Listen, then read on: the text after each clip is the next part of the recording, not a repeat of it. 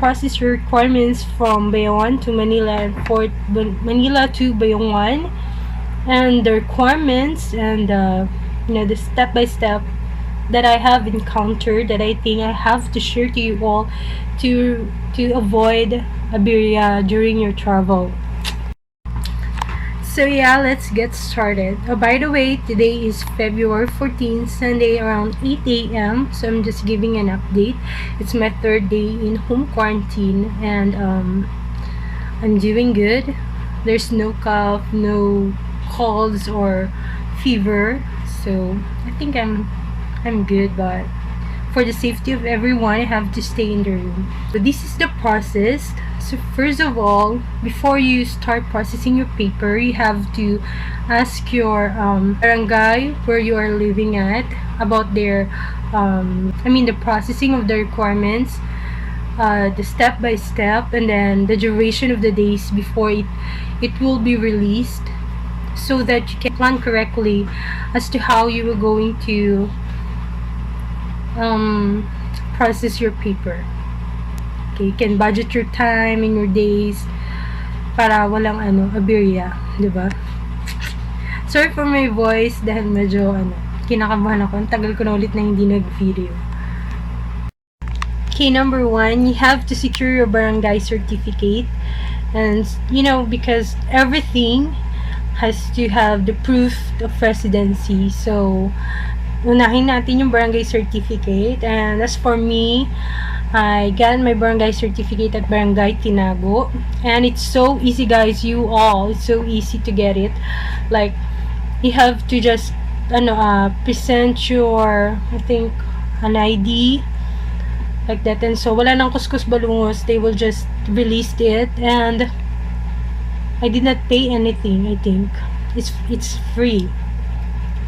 The second one is, so after I went to barangay for barangay certificate, I went to the public market or the Tiangge dahil nandun yung cashier. So I could pay for, I think that's for the medical. It's only 50 pesos.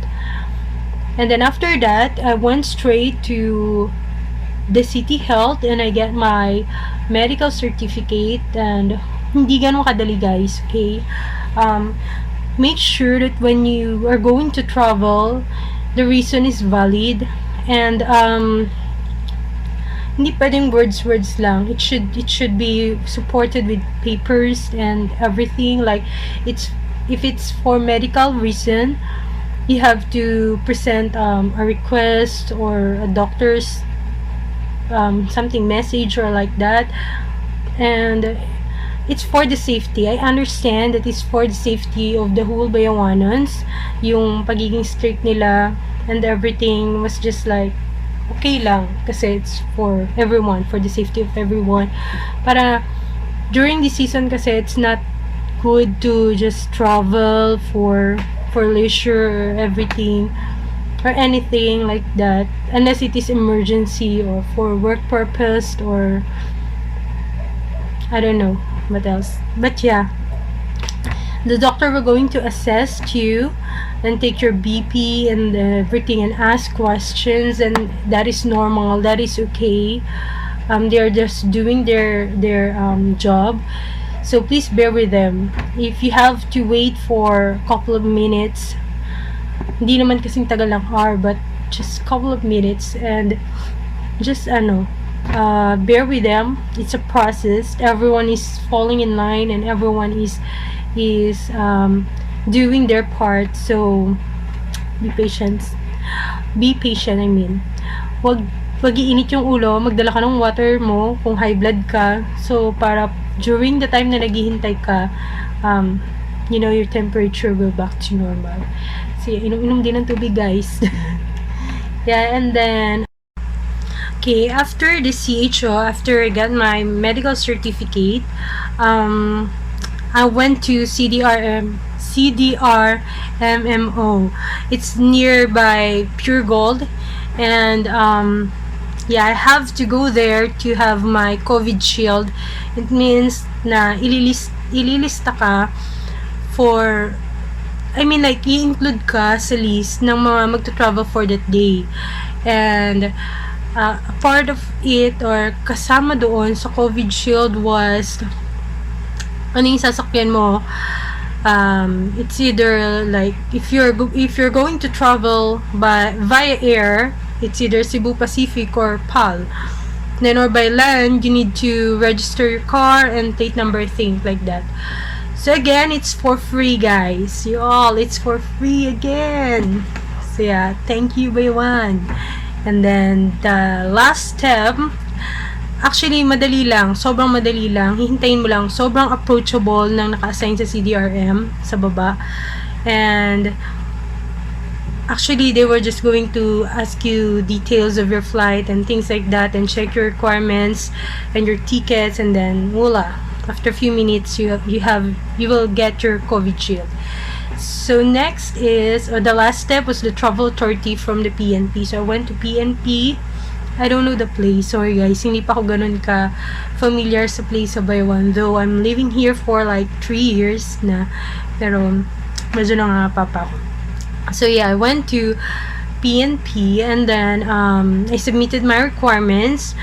I also make it to the point that I Xerox all the requirements, so just in case na mabasa or mawala, I have still the other copies. So yeah, I passed the I think barangay certificate, medical certificate, and then the COVID shield from CDRM, and a Xerox of my ID plus the ticket. Okay, so just prepare those things para hindi na kayo pabalik-balik.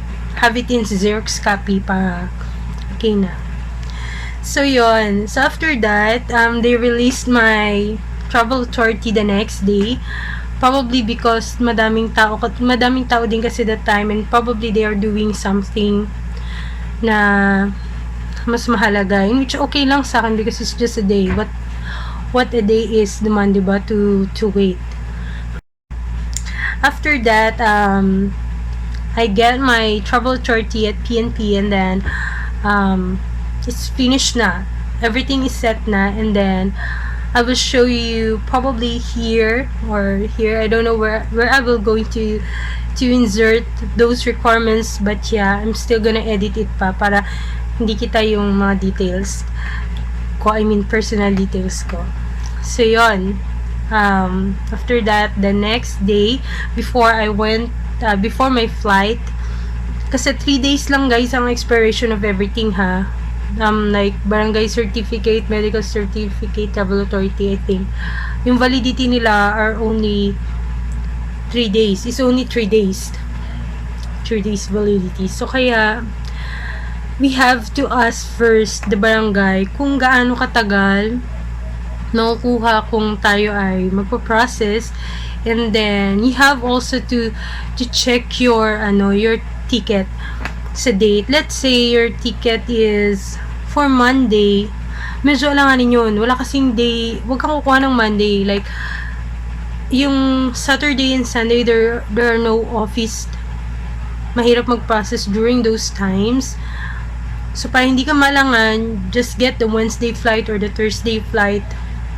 Those days are the best to travel. Okay, best time to travel. So before my flight, I went to Lee Plaza and bought the PPE just for my safety, of course. It's not requirements of the airlines, but it's for my safety, and it's the request of my husband, of course, para safe ako makauwi sa amin. Since walang what do you call that, quarantine sa Manila or sa Quezon City. When you arrive there, back to normal na agad, walang quarantine. So for the safety of my family also in Manila, I have to wear PPE and dispose it as soon as I landed, and then before I enter the car, I disposed my PPE. So yun, medyo pricey pero it's just fine for your safety and for your loved ones, diba? Guys, don't forget your requirements when you go to the airport. All those requirements that you process, barangay certificate, medical certificate, travel authority, COVID shield, bring all those, plus download Trace app Kasi hindi lang naman siya for Cebu Pac. It is also used by Philippine Airlines.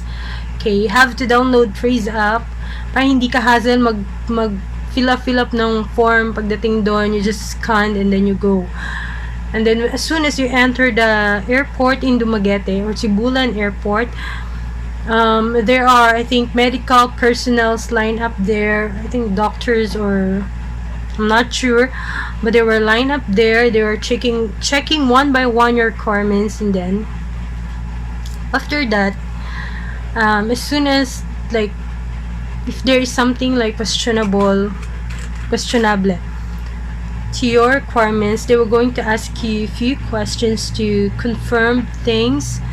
And then after that, you go to check in your luggage, drop your luggage, and then go sa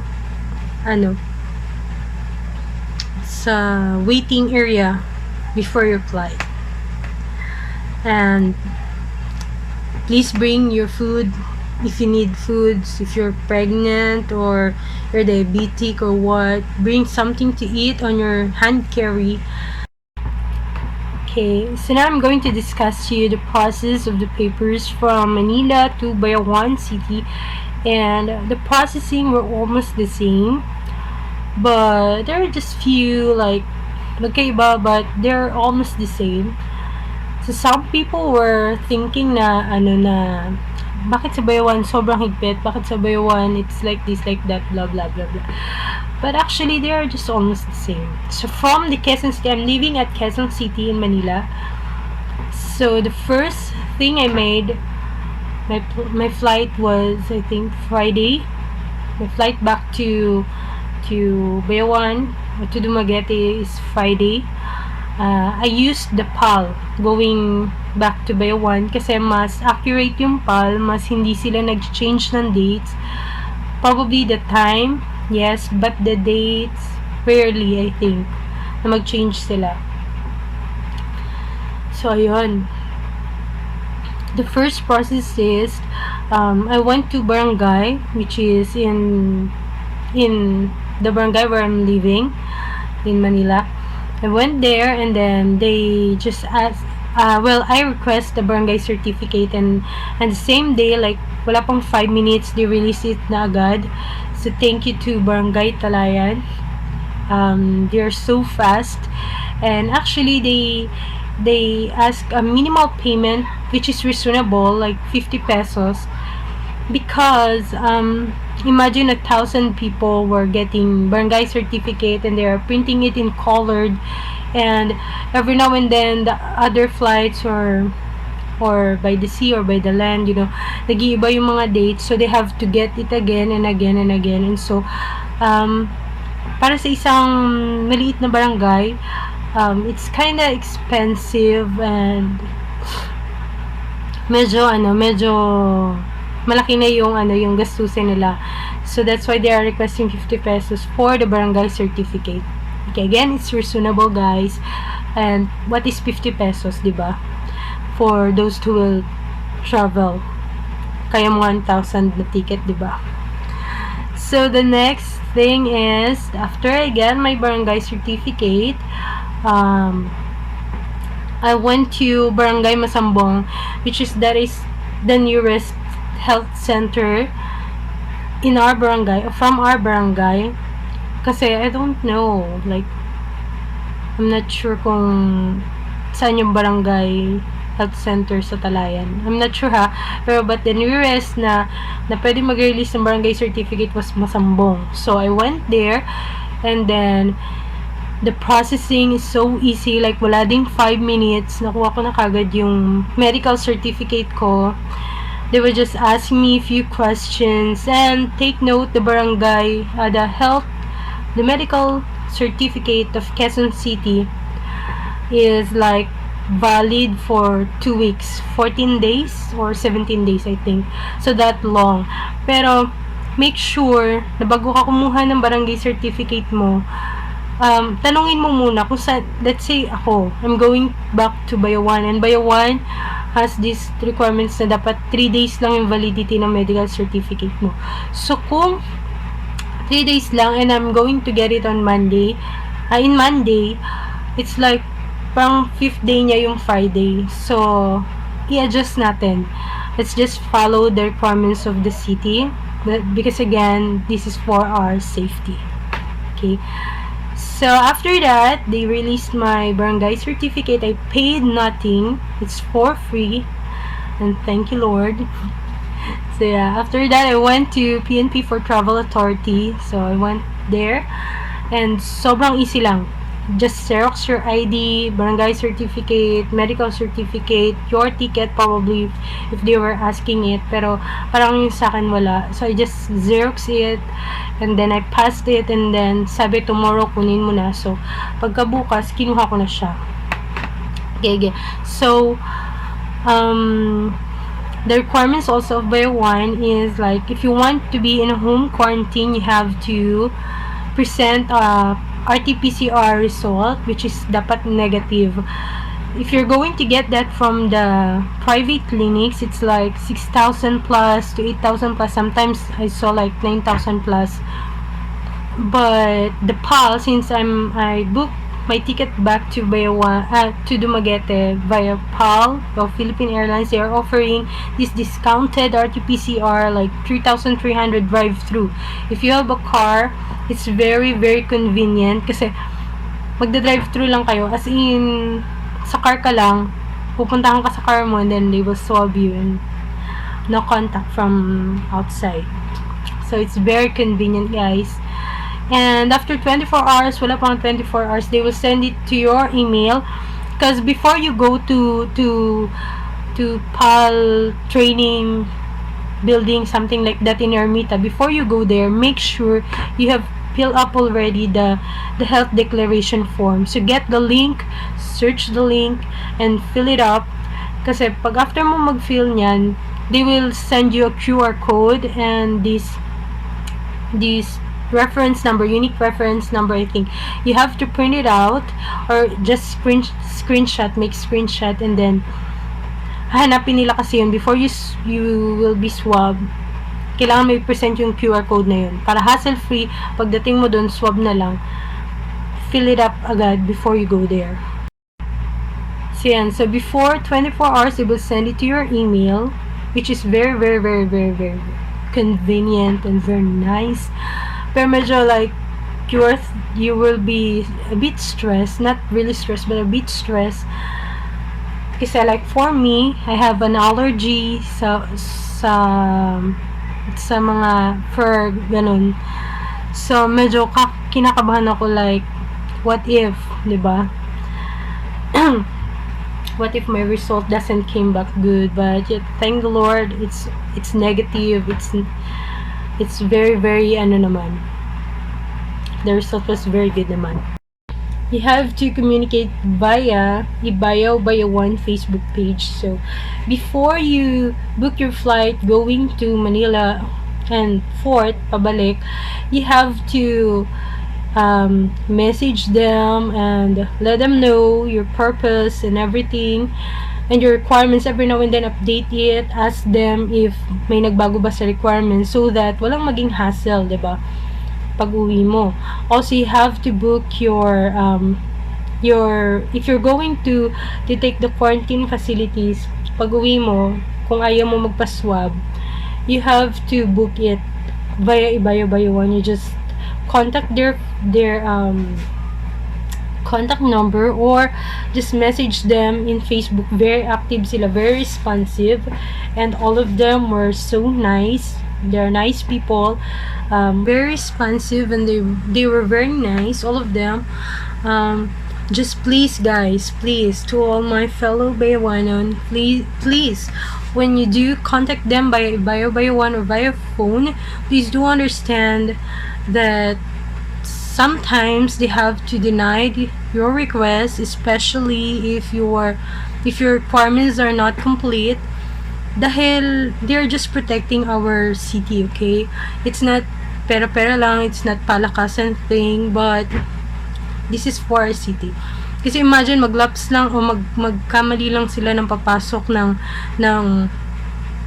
walang RT-PCR or walang swab, walang antigen or what do you call that. Tapos and then positive yung taong pumasok. Di imagine, tayo din naman lahat ang magsasuffer because of the lockdown, di ba? So please be nice and be understanding, okay? And then okay, so when I went to airport in Manila, the process were just almost the same, just present all those requirements. And also pala, pagka pasa mo ng requirements mo via Bayawan, i-send mo lang sa Bayawan, and then they will send back a coordination letter or something like that, endorsement letter, na patunay na kapag pinresent mo kasi yun sa airport, hanapan kanila nun, it means na tinatanggap ka ng city na kung saan ka pupunta. Okay, so I do have those screenshot, so I present it, and then of course naka-PPE na naman ako mga akong astronaut. So yeah, so after that, as soon as bumaba kami sa airport sa Sibulan, they made us make sure to have your own pen dahil may papapilapan sila doon, parang health declaration form or something. And then all the bags, makikita mo all the bags are sanitized. Sinasanitize talaga nila, kaya so kung tela yung bag mo, medyo balutin mo siya ng plastic dahil talagang sanitize kang sanitize, mababasa yung bag mo. So kung tela yun, medyo papasukin nyo ng nung kanilang liquid mix for sanitation, something like that. But that's okay, it's for our safety again. So after that, you have to fall in line for the table na may mga medical personnels, and then just present everything. Ilabas mo na agad lahat, and then have your temperature check, and then walang kahasel-hasel. Mahasel ka lang kung wala kang coordination letter. Like what I have said, hindi ka makakalabas ng airport na wala kang coordination letter. At kung hindi ka tatanggapin ng LGU na pupuntahan mo. So guys, gastos lang yun pag ganun. And yeah, so after that, since I had my permit para sunduin ang private car at hindi na maghintay sa LGU, well, Bayawan City has their own sasakyan na nagsusundo for the LSIs. But they also have this nagre-release na din naman sila ng certificate para sa mga tao na may private car na for home quarantine. So yun, so just in case that you want to be, sunduin ang inyong private car, just have the certificate, contact Bayawan, of course, for the process. Because I don't know, it's my husband who processed it. So yeah, after that, I went straight in the house, in the room. Hindi na ako lumabas after, since the room has own bathroom, and I think I don't need anything aside from the foods that hinadala sa kwarto ko. Okay, so first of all, bago ka nila i-agree na for home quarantine ka, they are checking the house and the room. So dapat may bathroom talaga para hindi ka palabas-labas. So less contact. So that's all. I hope na I have shared something na may tutulong sa inyo, especially to my fellow Bayawanans and to those from Manila sa processing papunta ng province. Always ask the government, the local government unit about the requirements na mga pupuntahan nyo. Mas okay nang sure kesa nandun ka na, babalik ka pa dahil kulang or hindi matutuloy yung flight mo dahil kulang yung requirements mo. So it's a waste of time, waste of money, waste of effort and excitement and everything. So yeah, bye. Thank you for watching.